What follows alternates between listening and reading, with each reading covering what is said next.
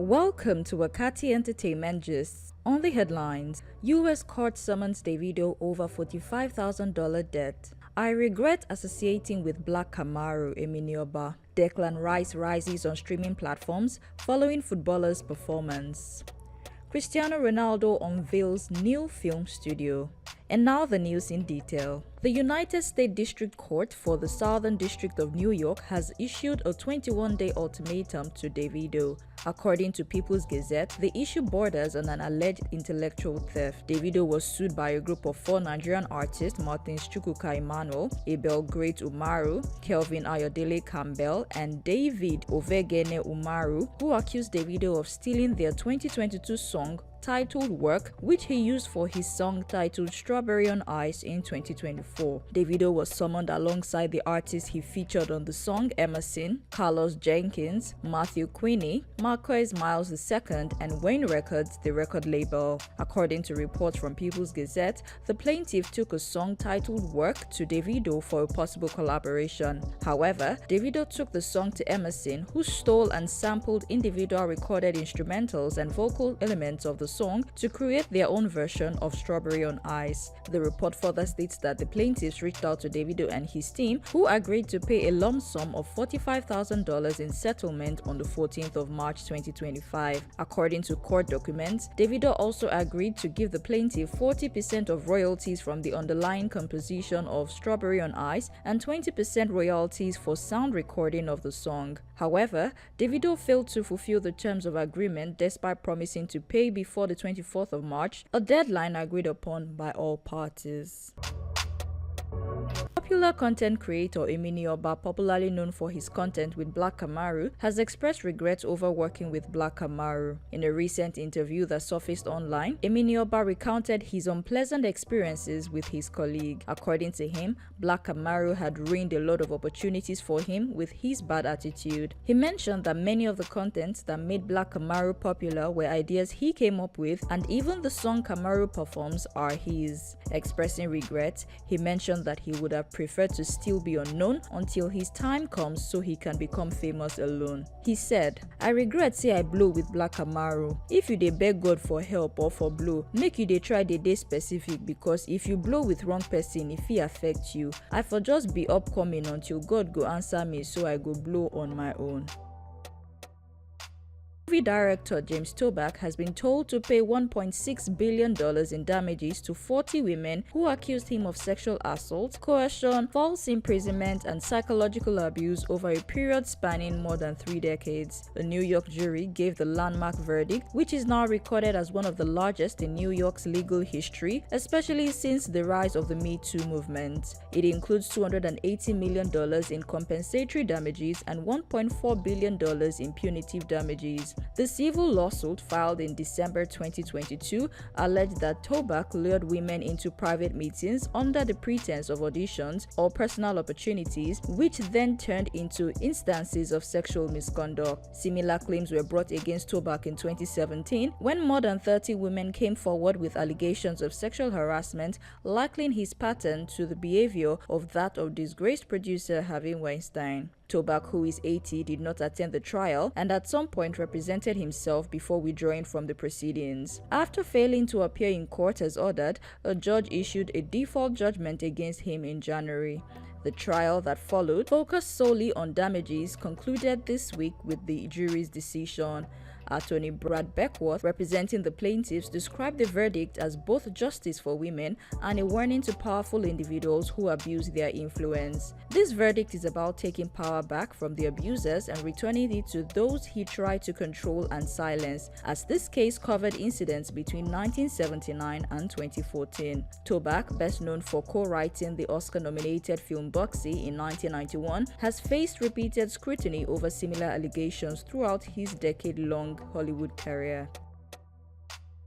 Rapper Young Buck has landed back in jail after failing to meet the conditions of his bond supervision in Tennessee. He was booked into Sumner County Jail on Monday afternoon, where he is set to serve 30 days according to online records. Eric Mauldin, Assistant District Attorney for Sumner County, said the former G-Unit member was required to meet twice monthly with his bond supervisor as part of his release terms on 2 pending cases. Young Buck, whose real name is David Donald Brown, had a case involving drugs and another on domestic violence. He was also under GPS monitoring. According to TMZ, due to repeated failures to attend those mandated check-ins, the DA's office filed a motion which led to a hearing on April 7. After the hearing, Young Buck was sentenced to 30 days in jail, after which a follow-up hearing is expected to determine whether a new bond will be set. The latest legal trouble adds to a long history of run-ins with law enforcement for the rapper. In February 2022, he was arrested in Nashville and charged with vandalism after allegedly damaging his girlfriend's car. In 2016, Young Buck spent a weekend in federal lockup following a probation violation after allegedly threatening to burn down an ex-girlfriend's apartment. He also served an 18-month federal prison sentence starting in August 2012 for illegal gun possession, completing his time at Yazoo City Medium Security Federal Prison in Mississippi.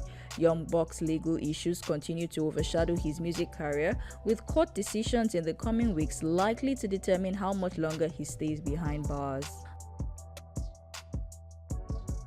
Nigerian hip-hop star OdumoduBlvck's has said on X that his hit single Declan Rice, named after Arsenal and England international, saw a 200% jump on streaming platforms after the Arsenal vs Real Madrid match. In the game, Arsenal won 3-0, with Declan Rice putting up an outstanding performance. He scored 2 free kicks, which gave the North Londoners a 2-goal lead before Merino added a third. Declan Rice's performance earned him the Man of the Match award and equally translated to a surge in the stream. Interestingly, the song was released in March 2023 as one of the lead singles for his project Ozioku. When the song was released, many Arsenal fans and those who love the player seemed to love the song, as the song was used to unveil the player after he joined Arsenal from West Ham for a club record signing fee of £100 million. This became a major turning point for OdumoduBlvck's career. The song enjoyed huge commercial success both locally and internationally and was awarded the Rap Song of the Year in the 16th Headies Award. Meanwhile, in a new development, OdumoduBlvck's has been awarded Leadership Newspaper's Artist of the Year for the year 2024. OdumoduBlvck's Artist of the Year win comes weeks after he released a surprise 16-track project titled The Machine Is Coming, which is a precursor to his highly anticipated album Industry Machine. The rapper has been nominated in 8 categories in the upcoming 17th Headies Awards, including Next Rated, Rap Album of the Year, and Rap Song of the Year.